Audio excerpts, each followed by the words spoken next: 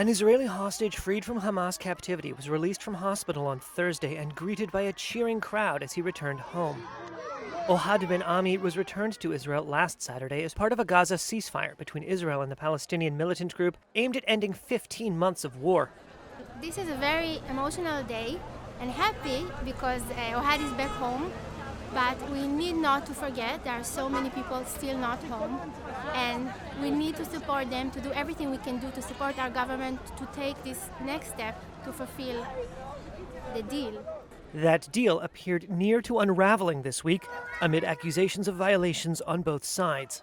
Hamas on Thursday said it did not want the agreement to collapse, but it said it rejected what it called the, quote, language of threats and intimidation from Israeli Prime Minister Benjamin Netanyahu and U.S. President Donald Trump.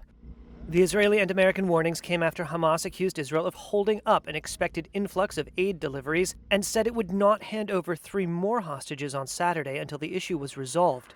That prompted Netanyahu and Trump to warn the ceasefire should be canceled if the hostages were not freed.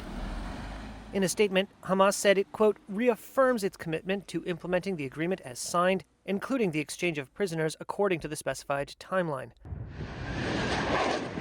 The war in Gaza erupted after a Hamas-led attack on Israel on October 7, 2023, that killed at least 1,200 people according to Israeli tallies and saw more than 250 taken as hostages.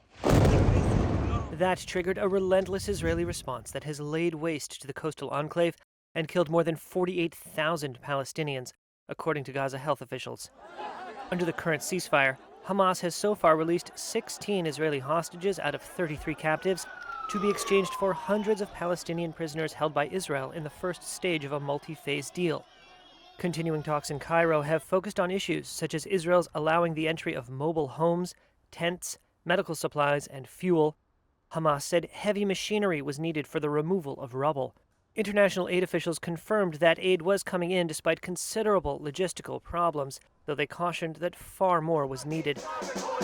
The threat to cancel the 42-day ceasefire that formed the basis of the agreement has drawn thousands of Israeli protesters onto the streets this week, calling on the government to stick with the deal in order to bring the remaining hostages home.